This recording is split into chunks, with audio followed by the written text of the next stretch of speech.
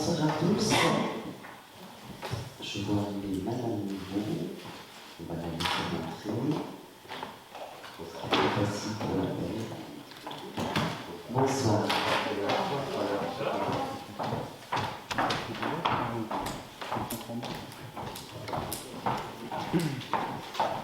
Merci beaucoup.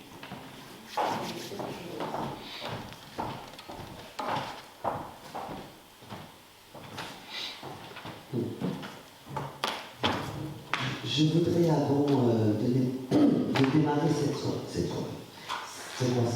qui est une soirée aussi d'ailleurs, vous donner un certain nombre d'éléments d'information qui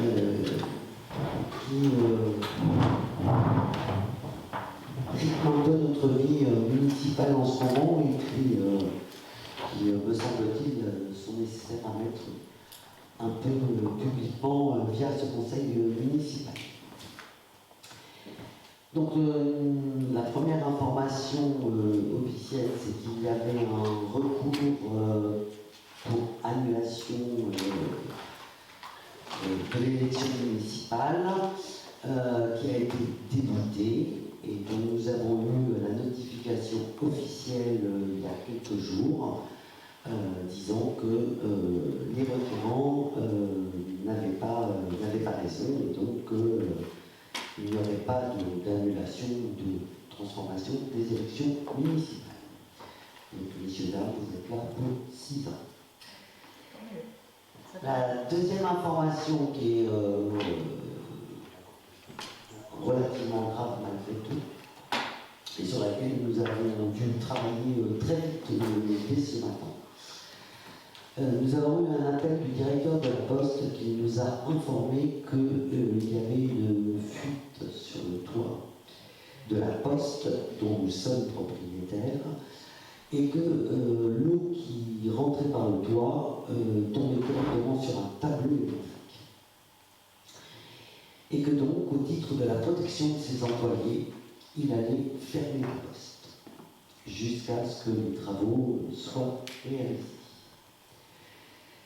Nous avions eu une première petite alerte au mois d'août sur laquelle nous avions réagi aussitôt en demandant à une entreprise de faire un devis. Il est vrai que le bon temps qui a suivi a peut-être fait oublier et à la Poste et à nous-mêmes de presser un peu le prestataire pour rendre son devis. Et donc nous en sommes arrivés là. Nous avons donc rappelé l'artisan qui s'est excusé en disant qu'il avait un mois de délai de devis à fournir actuellement, etc. Donc pris la décision de contacter d'autres entreprises et Adrien Henry, couvreur à Lévis, a accepté de venir lundi matin à la première heure, normalement, pour bâcher de façon étanche le toit, de telle façon qu'il n'y ait aucun risque pour les employés de la Poste. Néanmoins, et qui nous fera aussi bien sûr un devis en fonction de ce qu'il trouvera en montant sur le toit. Je posais ce problème parce qu'en fait, en refaisant un peu l'histoire, notamment avec les agents et puis avec le directeur de la Poste, c'est une histoire qui date d'il y a plus de 3 ans maintenant, et où il y avait déjà eu des alertes importantes.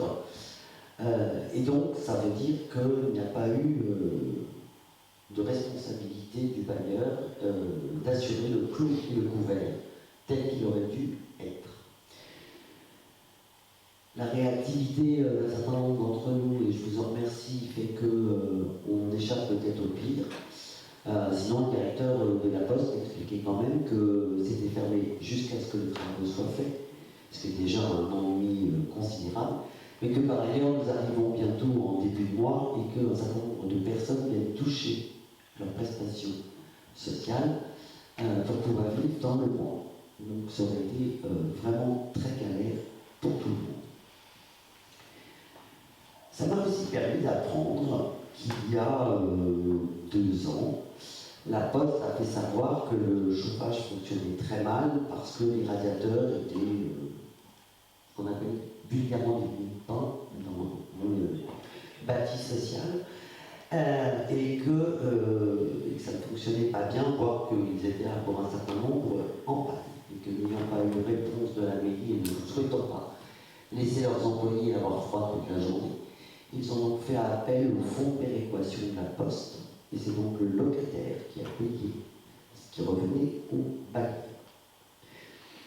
Ces deux éléments me font simplement dire que c'est de l'irresponsabilité. Voilà, je tenais à en informer tout le monde. Je vous propose donc d'ouvrir l'ordre du jour du conseil municipal en faisant d'abord peut-être l'appel, ce qui serait pas idiot si j'ai quelque part.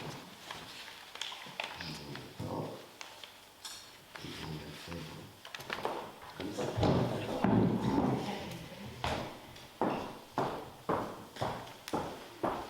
Tu en as vu Je suis feuillement, c'est des noms dessus. D'accord. Alors, je vais l'appeler oralement déjà. Donc, je vais prendre la table, ça va être aussi simple. Madame Guillet, Madame Jusqu'au, Monsieur Aubert, Fatma Rafik est absente et malade, donc a prévu qu'elle ne pourrait pas être là. Kevin Lantuy, Robert Cocaille, Présent. Johanna Mancano, Présent. Christelle Demande, Patrice Bollard, Présent. Isabelle Lebert, Présente. Delphine Pommier, Présente. Éric Merlin, Présent. Nicolas Présent. Rocard, Madame Legault présente, Anne Pouvoir, pardon, de Leïla Diala,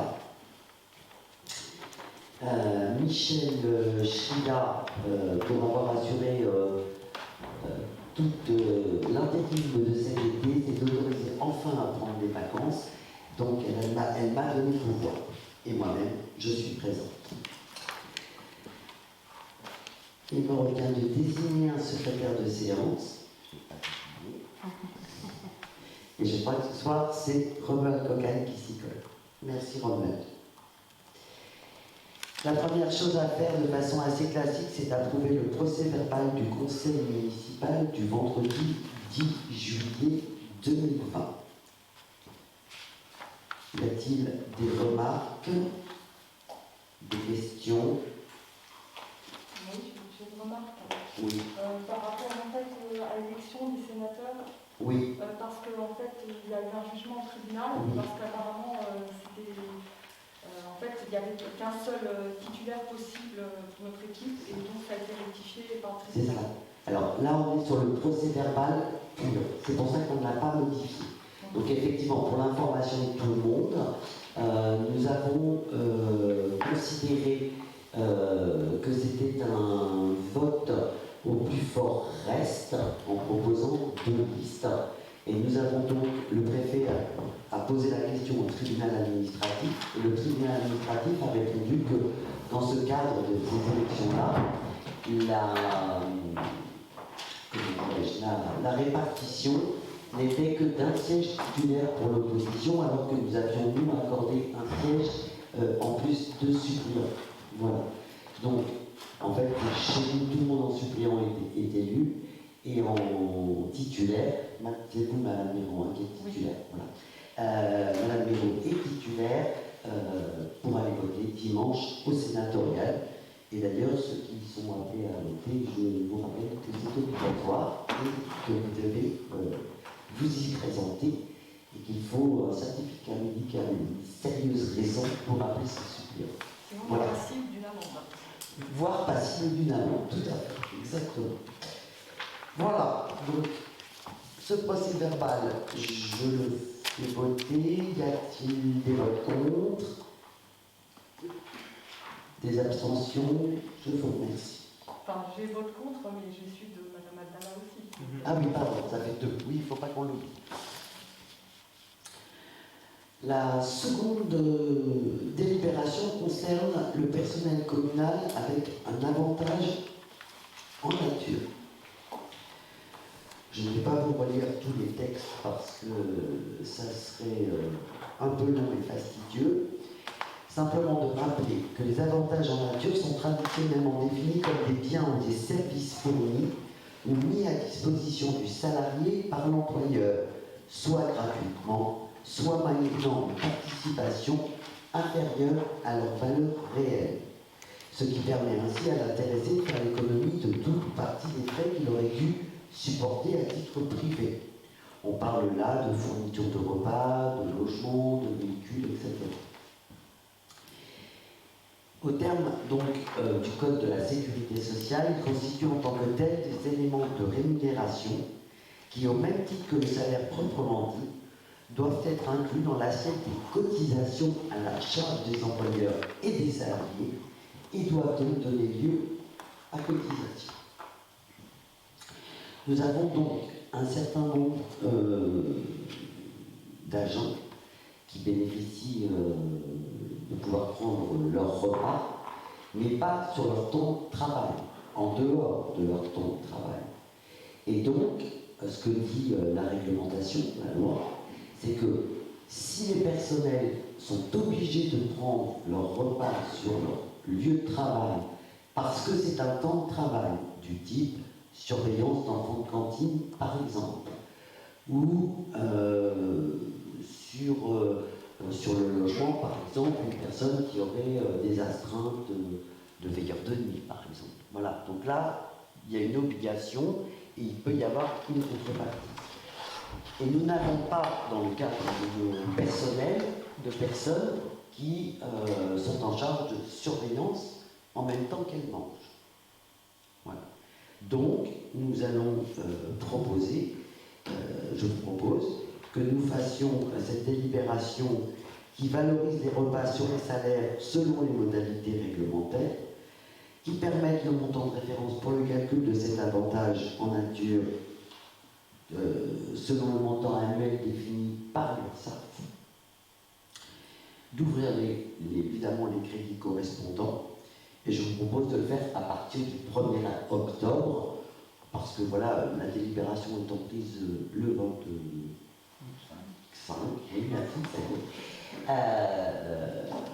je ne trouverais pas honnête intellectuellement qu'on le fasse rétroactif. Je précise notamment qu'on prend aussi cette délibération parce que si nous devions avoir un contrôle URSSAF, et c'est toujours possible, nous serions en tort et nous aurions une amende conséquente à payer. Voilà. Et pour finir de donner des explications, non seulement le repas est valorisé à une certaine somme, mais est donc inscrit sur le bulletin de salaire, mais par contre les personnes peuvent défalquer de leurs impôts évidemment cet avantage, une partie de cet avantage. Voilà, ce qui rend par exemple le coût du repas bien moindre à la fin qu'il ne l'était au début. J'espère avoir été clair. Y a-t-il des questions? Oui. Ça concerne combien de salariés? Alors, pour le coup, là, la délibération, elle est pour tous les salariés. Oui. C'est-à-dire que les salariés demain qui voudraient aller, par exemple, manger à la cantine au lieu de rentrer chez eux ou parce qu'ils habitent trop loin, sont concernés. Voilà. Donc, et aujourd'hui, ça concerne essentiellement pour l'instant, bien pour l'instant, les personnels qui sont autour de la restauration et de l'entretien. Voilà.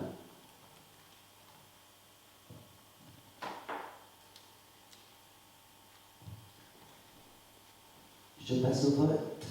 Y a-t-il des votes contre? 2. Des abstentions? Je vous remercie.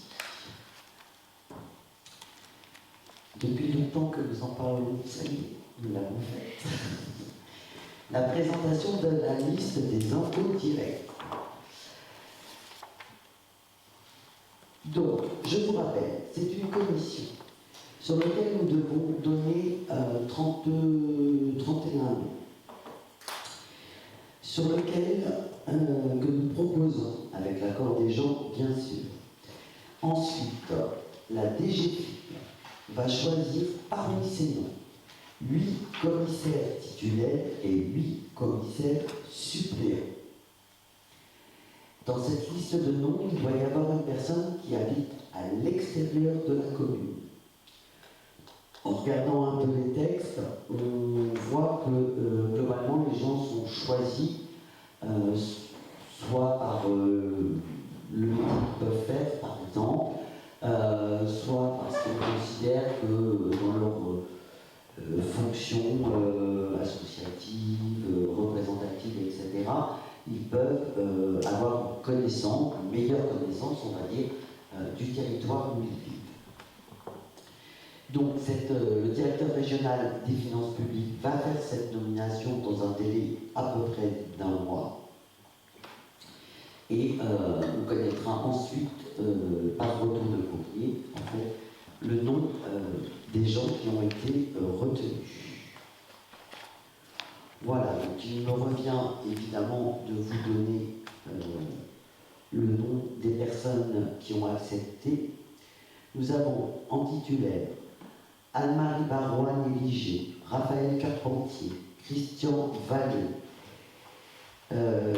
Blondel Corinne, Françoise Coineau, Michael Dupost, Martine Hurard, James Pirlot, Carole Lebourg, Jean-Louis Legout, Christophe Le Tourneur, Nicole Meunier, Bruno Normand, Oriol Joël, Chutetin Eveline. Nous avons en suppléant Barois Christian, Shria Mohamed, de Mantes Nicolas, Desmoulins Émilie, Duhamel Hugues, Jouvin Nadia, Lantuy Laurent, Lefas Isabelle, Legendre Denise, Léger Jean-Luc, Manchon Philippe, Manchon Tina, Mertens Serge, Petit Jean-François, Picot Ophélie et Dominique Débeau Dominique. En personne extérieure, je vous propose M. Patrice Lefebvre, qui est buraliste rue Courtine à Val-de-Reuil, par ailleurs président du syndicat des buralistes. Voilà, et qui a eu la gentillesse d'accepter en disant qu'il avait déjà été en commission quelques années auparavant, qu'il connaissait bien et qu'il acceptait de le faire. Voilà, c'est juste une proposition de liste que nous faisons. Y a-t-il des questions? Des abstentions? Deux. Je vous remercie. La délibération suivante concerne une décision modificative du budget.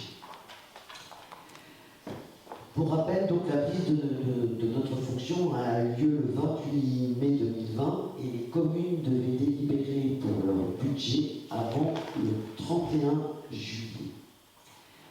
Ce délai court, très clairement, ne nous a pas permis de nous approprier toutes les informations pour ajuster correctement et complètement toutes les lignes budgétaires. Et d'autre part, la découverte d'un certain nombre de dépenses de 2019 nous ont amené à réajuster aussi, nous amène à réajuster des lignes. Nous avons un certain nombre de travaux, vous l'avez compris, qui nous arrivent dessus, et nous n'avions peut-être pas envisagé autant de choses. C'est pourquoi je vous propose que nous fassions un certain nombre de petits mouvements sur les dépenses de fonctionnement. Donc, en chapitre 11, essentiellement, pour les fournitures de petits équipements, pour moins 1 500 €, pour les frais d'affranchissement, moins 500 €. Oui, parce que pour la petite histoire, sur les frais d'affranchissement, nous faisons beaucoup de déplacements à pied ou à vélo pour aller déposer les courriers, ce qui permet aussi de payer un peu moins de frais d'affranchissement. Sur autres bâtiments, puisque nous avons besoin de recibler sur un certain nombre de bâtiments du fait de leur fermeture, moins de 1500. Autres biens mobiliers, moins 1859, pardon. Moins 4 000 sur les honoraires parce que nous pouvons considérer que nous avions repris en fait cette ligne qui existait, qui était des honoraires, j'imagine, d'avocats, au regard du nombre d'affaires qui couraient. Comme nous ne semblons pas avoir beaucoup d'affaires pour l'instant, nous avons considéré que nous pouvions enlever une grosse partie.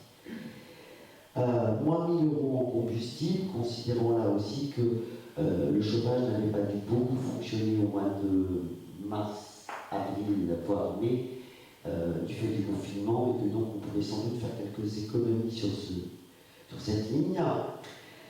Moins 10 000 en contrat de prestation de service, ça c'est la cantine, c'est ça hein. Les 3 mois de confinement de la cantine nous permettent effectivement voilà, de récupérer un peu. Et puis, sur le chapitre 67, en fait, des titres annulés sur les exercices antérieurs pour moins 2 500 €. Ce qui fait un total de 23 859 que nous vous proposons de reporter donc, sur l'article, c'est ça? On le redéduit, oui, c'est ça. On le redéduit, excusez-moi, à l'article 002 qui est le résultat d'exploitation reporté, de telle façon que nous puissions repasser en recette. Si on le transforme. Non, on diminue les dépenses, on diminue les recettes. Oui, c'est ça, on diminue les recettes. C'est ça. On diminue en fait les dépenses pour réajuster et on diminue les recettes sur le 0,02. Alors je sais que c'est un peu compliqué. Moi, vraiment, j'espère qu'on arrivera à faire un vrai, j'appelle les geeks là, sur House&Co, à faire des vrais schémas qui permettent de mieux comprendre ce genre de choses. C'est des régularisations et c'est des changements de ligne, mais c'est extrêmement compliqué quand on ne maîtrise pas l'ensemble du budget. Et en fait, ce que je voudrais qu'on arrive à faire, mais collectivement ensemble, c'est à faire un certain nombre de schémas, de diagrammes, etc., qui permettent que quand on transporte de l'argent d'une ligne à l'autre, ou quand on en enlève pour pouvoir réajuster les lignes, on puisse très clairement vous donner à lire réellement ce qu'on fait. Parce que la lecture comme ça d'une série de chiffres, je trouve ça vraiment pas pédagogique. Voilà. Alors, c'est à travailler dans le temps et on s'emparera tous de mieux en mieux de ces choses-là. Mais je pense qu'il faut qu'on soit plus pédagogique, qu'on puisse faire aussi des PowerPoint. Comment on appelle ça? Des projections. C'est ça, merci. Des projections voilà, qui permettent des vraies questions en comprenant et la question et en comprenant surtout la réponse. Voilà. C'est une DM, elle change. Ah, pardon, oui, excusez-moi. Juste de vous dire donc que sur le chapitre 73, les taxes foncières et d'habitation donc, sont à plus 192 000 € et que l'état de compensation au titre des exonérations, donc c'est moins 192 000. Voilà. L'idée, vous savez, vous vous rappelez que depuis que les taxes ont été gelées, il est nécessaire, en fait, on nous demande d'inscrire la compensation de l'État et de le rattacher en fait au budget. Voilà. Et ce qui m'amène à dire aussi une petite remarque du comptable public qui a demandé que l'information soit redonnée. La dernière fois, nous avons voté les taxes ménagères. Donc ces fameuses taxes qui sont compensées aujourd'hui. Ces taxes ménagères, elles sont de l'ordre. Il y a 3 taxes ménagères. Il y a le foncier bâti, le foncier non bâti et la taxe d'habitation.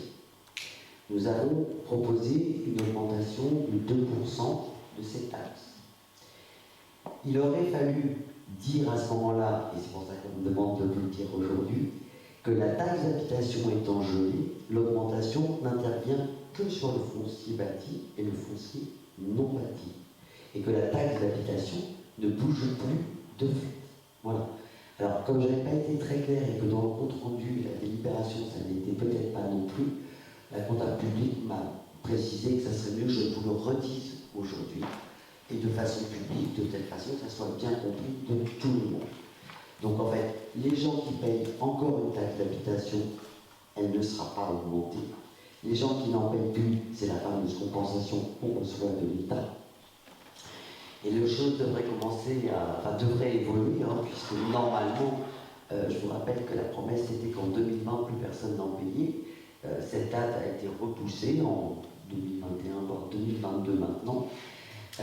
Et donc il y a un certain nombre d'entre nous, voilà, je vais le dire comme ça, qui payent encore de la taxe d'habitation. Donc c'était une chose qu'on me demandait de dire, je vous le redis. Y a-t-il des questions? Oui. Oui, enfin, c'est pas tout à fait une question, c'est une précision. En fait, vous diminuez les dépenses parce qu'en fait, les recettes sont moins importantes, sans doute que prévues avec les abandons de location de salles, et puis il y a moins de recettes aussi de cantine des familles, puisqu'il y a moins de dépenses. Donc c'est ça qui fait que vous êtes obligé de passer ça. On doit réduire pour équilibrer. Oui, c'est ça. C'est ça. On aura doit... moins de recettes, donc le budget est fait sur les recettes, et évidemment on aura moins de recettes avec tout ce qui s'est passé. On doit réduire de l'autre côté pour que notre budget soit en équilibre. Tout à fait. C'est exactement ça. Y a-t-il des votes contre? Des abstentions? Je vous remercie.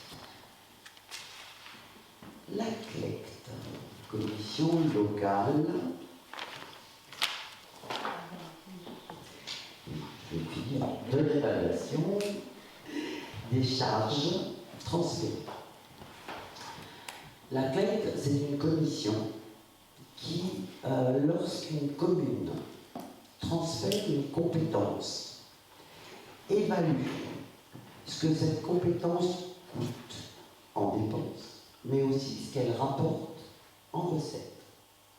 Quand la commune et l'agglomération se sont mis d'accord sur les sommes en dépenses et les sommes en recettes, le différentiel, qui est souvent évidemment déficitaire, puisqu'on a en général pour une activité plus de dépenses que de recettes. Sinon, les communes qui rentrent toutes leurs compétences, évidemment, elles ne les transféreraient pas. Et donc, cette différence est évaluée dans une commission qui valide les chiffres et qui les gère. C'est-à-dire qui dit, voilà, à telle date, on est tous d'accord que c'est cette somme-là qui est retenue par la commune et par l'agglomération. À partir de ce moment-là, sur les dotations que l'agglomération verse à la commune, on va déduire la somme qui a été trouvée de cette dotation. Et donc la commune percevra moins d'argent, mais elle n'aura pas en face les charges de la compétence transférée. Je suis clair? Bon. Voilà. Donc, chaque commune a droit à un représentant.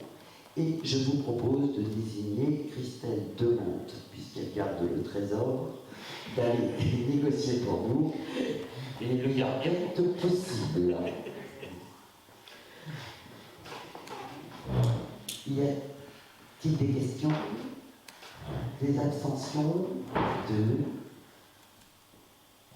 Donc il n'y a pas de vote contre, j'espère. Bon, tu vois la pression.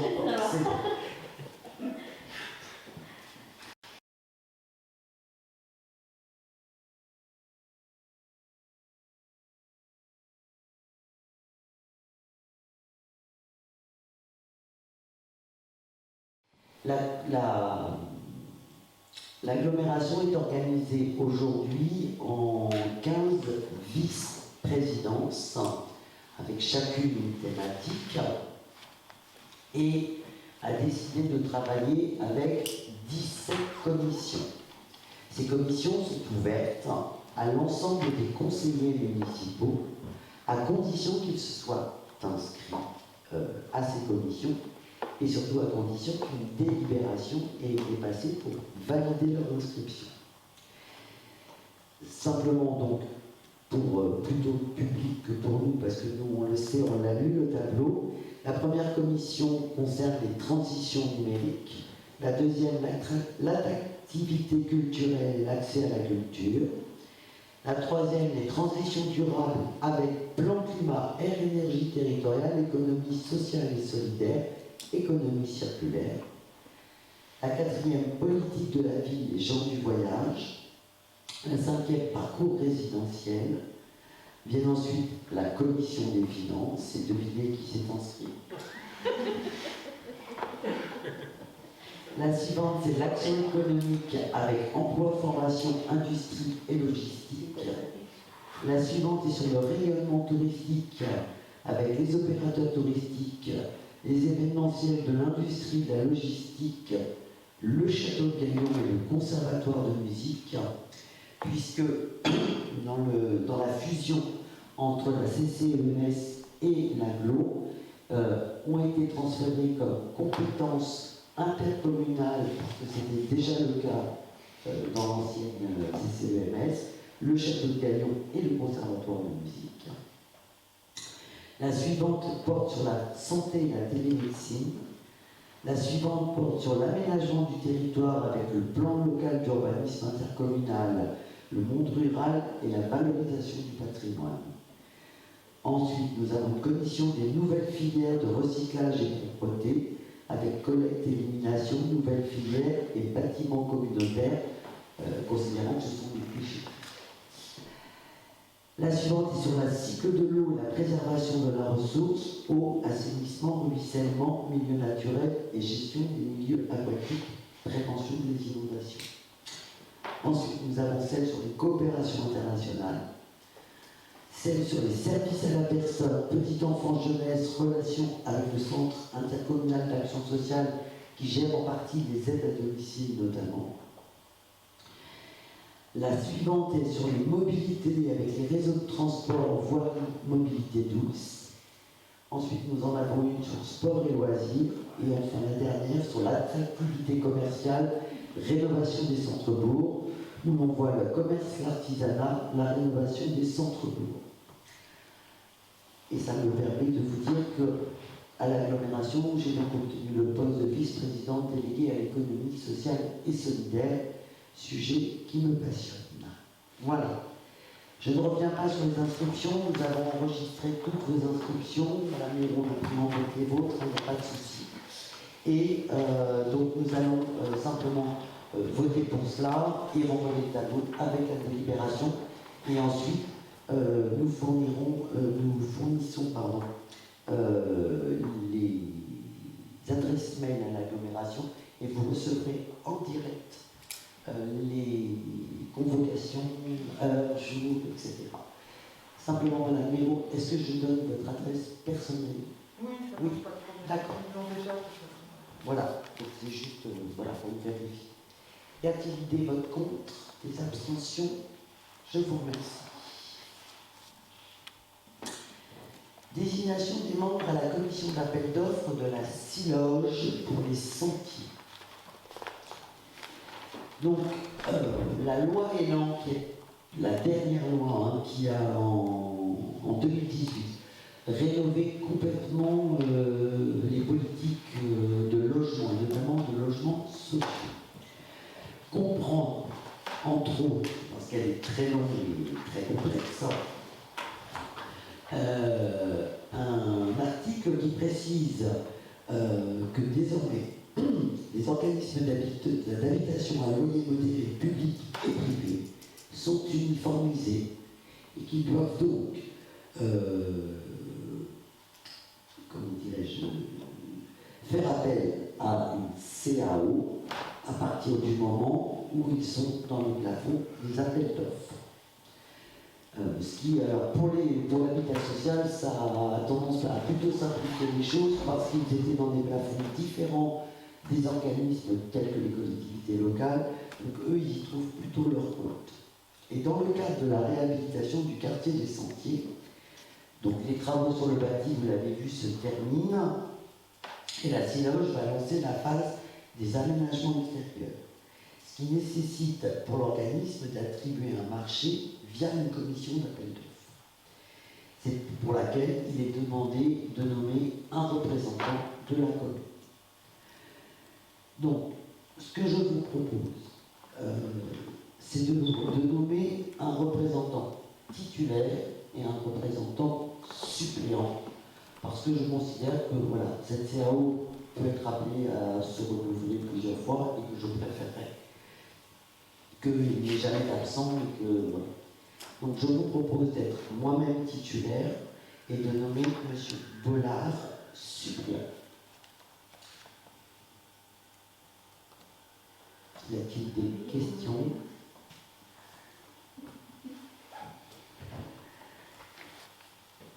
Voilà, c'est de nouveau un gros chantier qui va s'ouvrir pour les habitants, puisque ces aménagements extérieurs prévoient démolition et construction de garages, rénovation et transformation des points de collecte d'ordures ménagères que nous essayons de négocier enterrés, ce qui serait un plus. Qui va aussi amener, alors je le dis dès maintenant, à enlever un certain nombre d'arbres, parce qu'en fait, ils ne correspondent pas, ils sont plantés aujourd'hui, ils sont tellement poussés, ils sont plantés devant des immeubles, et par rapport à toute la notion de développement durable et de chaleur dans les appartements, ils font trop d'ombre. Et donc, l'engagement, bien évidemment, de la Siloge est par contre de replanter exactement le même nombre d'arbres, mais dans des lieux qui ne soient pas gênants pour les habitations et qui permettent que l'ensoleillement des appartements soit meilleur qu'il ne l'est aujourd'hui. Notamment quand vous passez après la rue Voltaire, tous les immeubles ont une magnifique haie d'arbres. Voilà. Et en plus, certains de ces arbres sont malades et donc risquent à terme de tomber sur les immeubles. Voilà. Nous serons extrêmement vigilants sur le nombre d'arbres qui sera replanté. Je vous jure qu'on les comptera un par un s'il le faut, mais nous serons extrêmement vigilants là-dessus.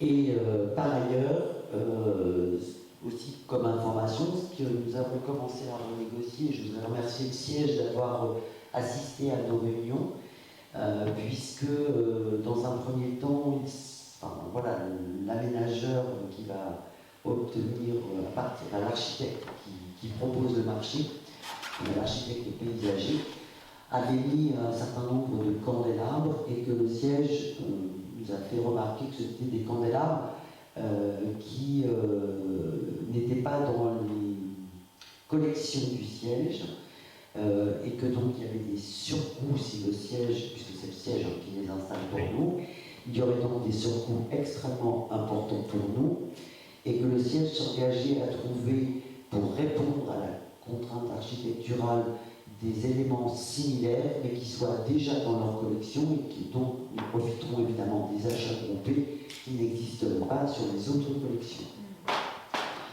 Malgré tout, voilà, il faut quand même s'attendre à une enveloppe d'environ 60 000 €, ce qui n'est pas rien pour notre budget communal.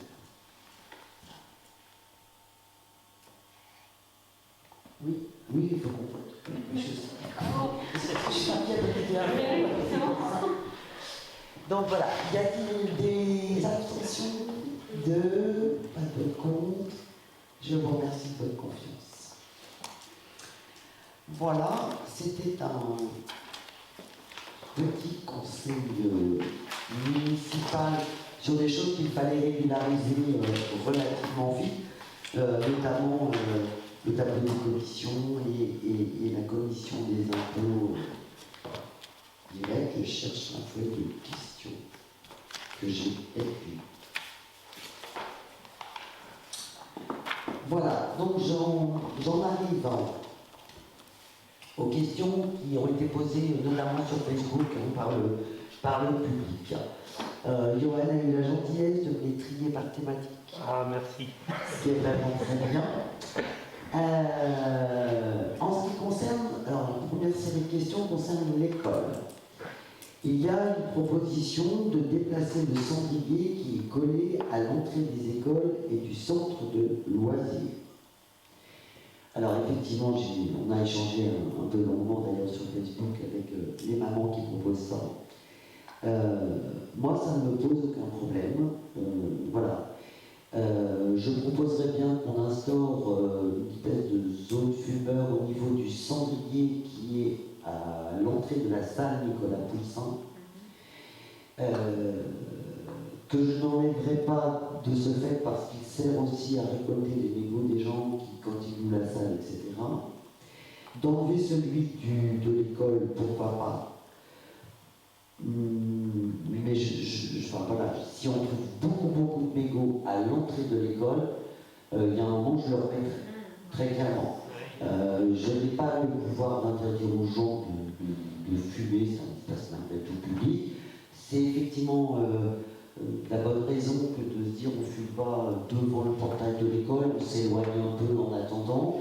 Donc voilà, je vais proposer ça. On peut même matérialiser cette zone avec un petit panneau ou quelque chose comme ça qui permette aux gens de se repérer et qu'on puisse leur dire bah, écoutez, il y a une zone fumeur, est-ce que vous pouvez aller fumer un peu plus loin?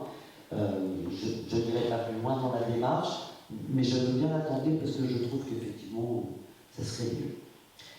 La deuxième question, est-il possible de faire un rappel des gestes barrières, masques et gel hydroalcoolique pour les parents d'école? Alors, je veux bien, je le fais ce soir, je veux bien qu'on remette encore de la communication. Je crois qu'on a mis l'affichage pour rappeler que le masque était obligatoire devant l'école. Et je rappelle que ce n'est pas un arrêté municipal, c'est un arrêté préfectoral. Les 50 mètres autour d'une école, les gens doivent être masqués. Voilà, pour le gel hydroalcoolique, il n'y en a pas sur le parking, voilà. Donc c'est peut-être à l'intérieur de l'école maternelle pour les parents qui rentrent.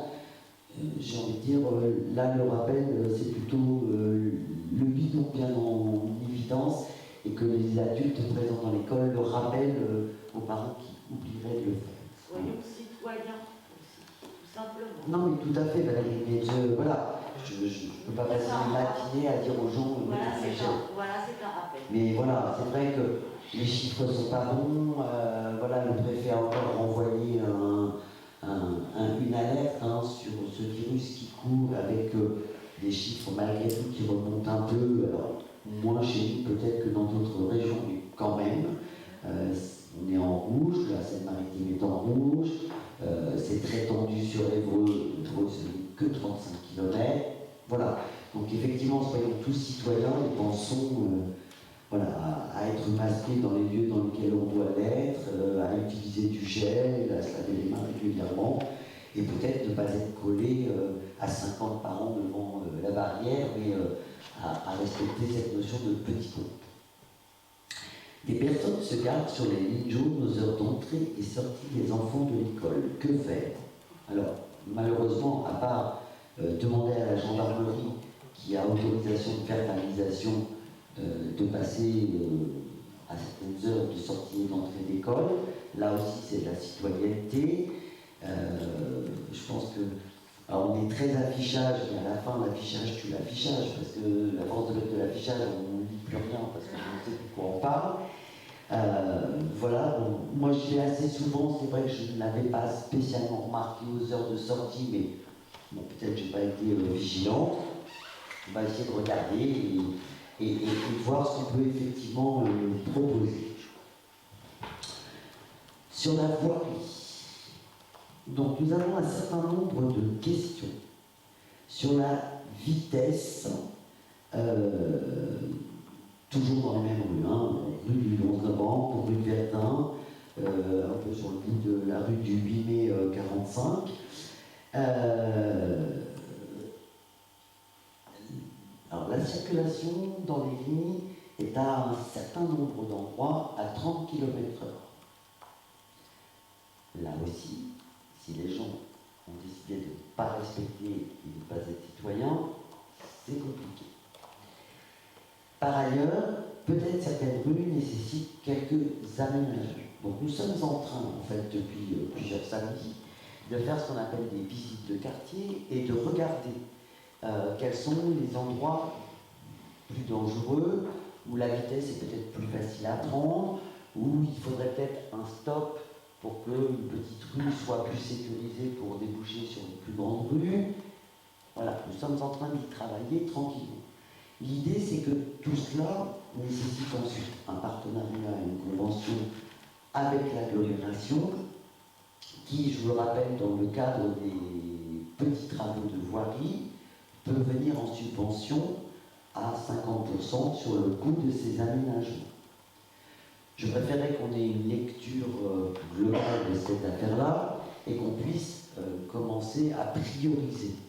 On ne pourra pas faire tous les travaux d'aménagement en même temps, parce que ça a un coût, et puis parce que l'aglo, elle ne va pas bien travailler que sur les lignes, je pense.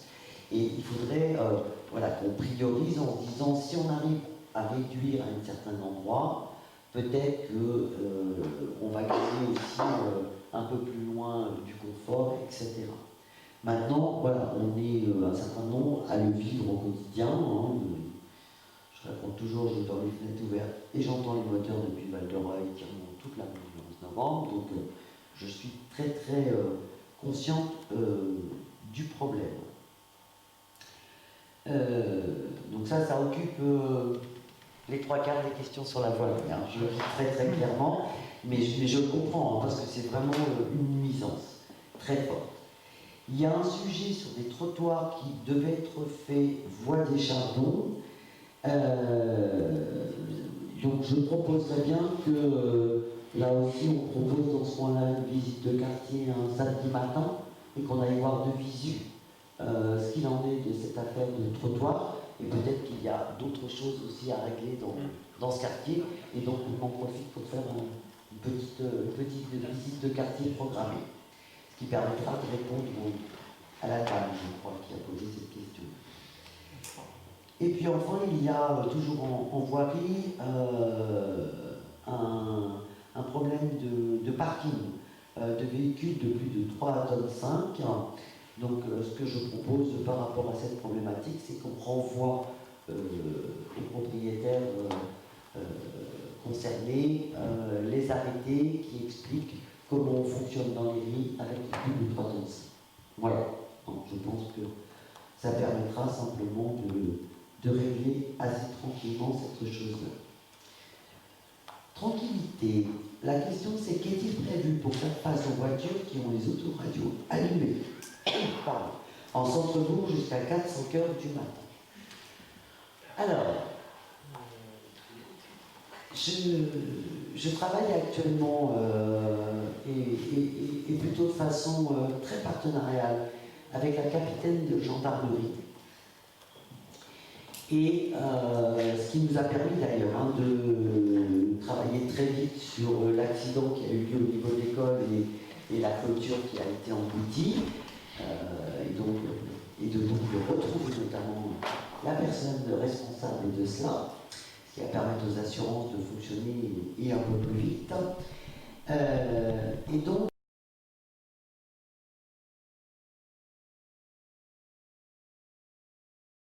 sécurité ou tranquillité, je leur réponds, appelez la gendarmerie.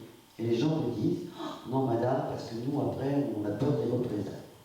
La capitaine de gendarmerie m'assure que l'anonymat est conservé en cas d'appel. C'est-à-dire que si la personne qui n'en peut plus à 4 heures du matin appelle la gendarmerie en disant tapage nocturne, autoradio qui hurle sur le parking, etc., je suis un habitant à côté et je n'en peux plus, je vous demande de venir, ils vont se déplacer sans dire que c'est monsieur truc ou madame machin qui a appelé. Et elle me disait en souriant, quand vous appelez la gendarmerie, ils ont des téléphones pas très perfectionnés et votre numéro n'apparaît pas. Donc, de toute façon, ils ne peuvent pas savoir. Vous pourriez dire monsieur Dupont, ils ne peuvent pas vérifier que c'était monsieur Dupont parce que de toute façon, ils ne voient pas le numéro s'afficher. Je le dis publiquement parce qu'elle m'a demandé de le dire à tout le monde. On peut se plaindre et interpeller en restant anonyme, et les gendarmes n'ont pas vocation, sauf si vous êtes évidemment en conflit et qu'il y a un conflit entre deux personnes, là effectivement vous serez nommé, mais vous êtes déjà dans le conflit. Mais sinon les personnes ne sont pas nommées. Donc voilà, j'incite vraiment les citoyens à appeler et à dire, etc. Si en plus ce jour-là leur volet ouvert et voit la plaque, ils disent bah, c'est telle voiture, telle marque, telle plaque qui fait du bruit à telle heure, etc. La gendarmerie se déplacera. Elle me l'a assuré. Voilà. De la même façon, j'ai, je vous dis, demandé ce soir est-ce qu'il y a une tournée. Il y a une tournée actuellement de la gendarmerie. Voilà. Et on travaille aussi très bien avec eux actuellement sur le repérage des voitures ventouses et le fait de retrouver les propriétaires de ces voitures ventouses. Pardon, excusez-moi. Conseil citoyen, qu'en est-il, quand est-ce qu'il doit se réunir? Alors là, je suis la grande folie. J'avais promis que c'était fin septembre, on est le 25, et voilà, et emmené par un certain nombre d'affaires de la commune, j'avoue que je n'ai pas annoncé les invitations. Donc voilà, maintenant, le fait de prolonger un peu a fait venir aussi des nouvelles personnes. Donc c'est pas inintéressant, ça a étoffé le groupe, le petit groupe qui s'était présenté au départ. Donc je me dis, on a gagné au moins des nouvelles personnes dans le conseil. Donc je prends un engagement qu'il soit fait dans la première quinzaine du mois d'octobre. Voilà. Comme ça, je suis obligé, maintenant que je le dis publiquement, je suis obligé de le faire. Il faut se donner des contraintes, sinon c'est pas possible. Chat errant. Alors, problématique de chat errant, solution existe-t-elle, un partenariat à mettre en place? C'est compliqué les chats errants. Alors, c'est compliqué pour deux raisons. La première, c'est que j'ai demandé à Val-de-Reuil qui nous renvoie la convention qui nous permet d'appeler, vous savez, le chenil, qui s'appelle chenil, mais qui ne s'occupe pas que des chiens, qui s'occupe aussi des chats, avec Nathalie. Et voilà, donc je les ai relancés la semaine dernière, mais la convention était au service juridique, il n'avait pas terminé, etc. Donc j'espère vraiment pouvoir vous la proposer le mois prochain, au prochain conseil municipal, le mois prochain. L'autre problématique des chats errants, c'est que, et je suis désolé de le dire comme ça, c'est qu'il y a des gens qui, je peux comprendre, hein, qui nourrissent ces chats par, voilà, par gentillesse, etc. Mais un chat qui nourrit, il reste sur place et puis se reproduit en plus. Voilà. Donc c'est vrai qu'autour de l'école, par exemple, j'ai vu tous les petits chats là, qui sont nés.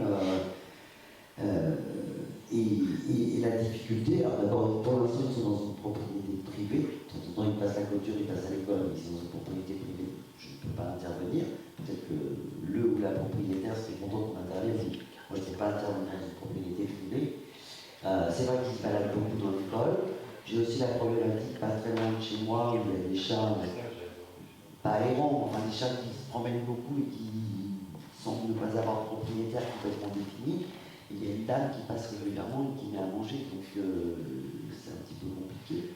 Et puis d'autre part, sur les petits chats, si on doit s'en occuper, ça revient à la mairie de payer les frais vétérinaires, les stérilisations, etc. etc.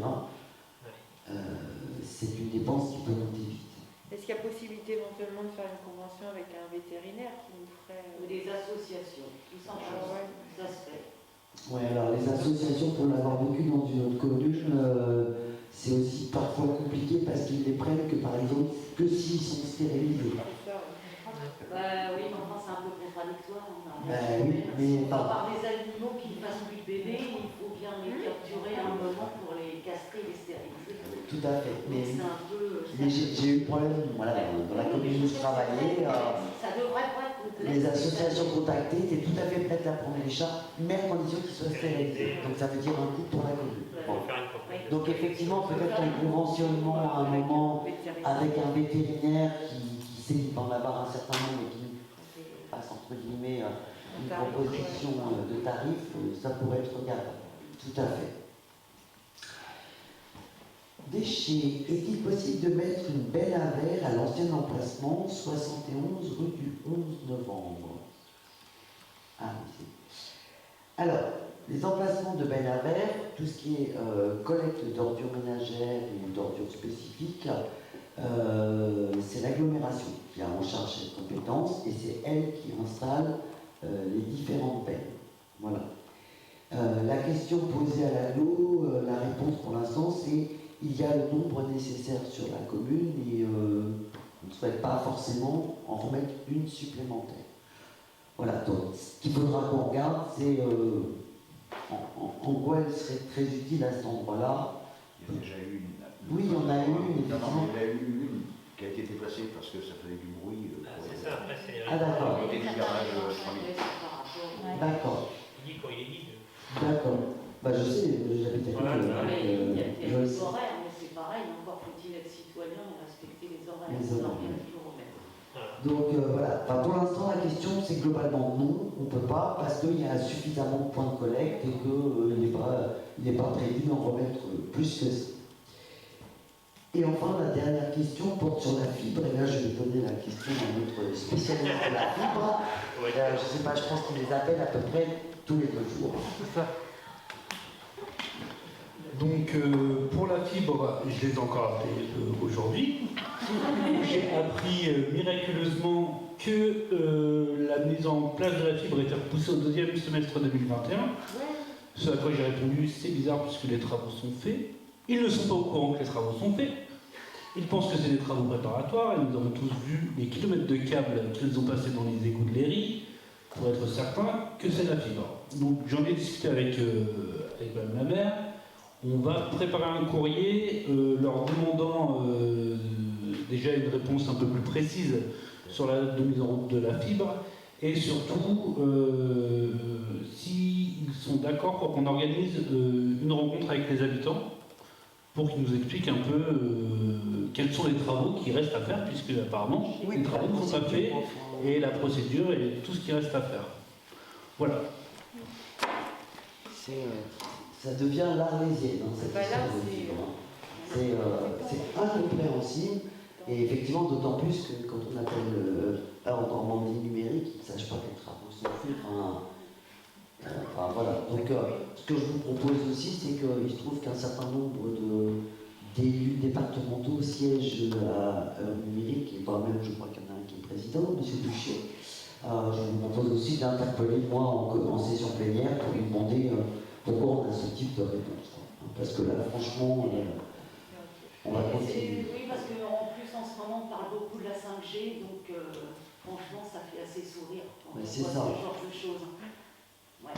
Non, puis enfin voilà, puis on a là il y a un jeune couple qui s'est installé à Léry, le monsieur il a une entreprise de communication, voilà, il est en télétravail de fait parce qu'il gère sa boîte de chez lui. Je pense que dans 10 jours il est dans mon bureau pour m'expliquer qu'il n'arrive pas à travailler, quoi. Donc sauf à l'avoir lui-même, je sais pas quoi. Donc c'est, enfin vraiment ça devient pénible et puis il y a des, enfin, selon où on habite effectivement dans le lit, il y a des gens qui n'ont rien du tout. Et donc c'est franchement pénible. Et on va donc faire un courrier officiel de façon à avoir un certain nombre de réponses officielles, autres que ces coups de fil que chacun d'entre nous passe. Et puis pour rappel, Johan l'a déjà fait, mais pour rappel, je pense qu'il travaille avec des plans cadastraux où les nouvelles maisons ne sont pas dessus. Oui, mais ils refusent, maintenant ils refusent qu'on les a... sur les nouvelles habitations qui ne sont pas forcément référencées en fait pour l'installation de la fibre, pendant un moment ils autorisaient à ce qu'on les déclare, et là, comme, je pense que c'est parce que je harcèle un peu trop, pour eux les travaux ne sont pas faits, il n'y a aucune raison de déclarer de nouvelles habitations, ce sera fait quand les travaux seront en route. Voilà. Alors, pour le coup, c'est chiant qui se m'en occupe. Voilà, enfin voilà, c'était les questions de ce soir. Je vous remercie beaucoup de votre présence. Alors, je sais qu'il y a les vacances de la Toussaint. Je peux juste... à partir du 17, non? Oui, c'est ça, ouais. Ok. Est-ce que... est-ce qu'il y a des gens qui ont prévu de partir en vacances? À la Toussaint? Non. Voilà. Non. Tu prévois plus. Non, Non, c'est parce que Mais ça je voudrais arriver à ce qu'on fasse un calendrier des conseils municipaux. Bon, pour l'instant, là, on voit les choses arriver et on absorbe. Je voudrais qu'on arrive à mettre un certain rythme, une certaine périodicité. Ouais, je sais. Et voilà, donc globalement, d'ici fin octobre, si personne globalement est en congé, ou tout début novembre, on verra, mais on aura de nouveau un conseil municipal. Et je pense que d'ici là, on sera en capacité aussi d'avoir fait un calendrier avec une périodicité qui vous permet d'avoir de la lisibilité sur les soirées à retenir. Oui. Alors, une petite question, c'est une personne qui m'a demandé par rapport à la Loué-Lagrange, elle voulait savoir, parce qu'avec le Covid, elle va annuler, elle voulait savoir est-ce que c'est possible ou pas. Alors, la Grange, oui, il est possible de la louer. C'est Mais vrai. si elle a déjà, non, elle a déjà loué, mais en fait, elle voudrait annuler. Ah, c'est possible, ah, oui, bien sûr. Parce que, enfin, elle estime que voilà, ses invités ne viendront pas, et puis que ça va être... Non, non, mais il n'y a aucun souci. Il n'y a aucun Elle peut souci. se présenter en mairie. Oui, ça, vous savez, je suis la première à les inciter à ne pas se réunir à trop. Voilà, c'est pour ça. Parce que je trouve que, bah voilà, on a entendu, hein, ça, dans certaines régions, la fête familiale à 10, c'est maximum, etc., etc. Je pense qu'il faut vraiment qu'on soit raisonnable par rapport à ça, même si c'est unique, je le Donc, il faut comprends bien. bien communiquer là-dessus aussi pour De dire oui, effectivement. Hein. Et par contre, la personne peut se présenter, il n'y a aucun souci, elle sera, ses chèques lui seront rendus, etc. Il n'y aura aucun problème.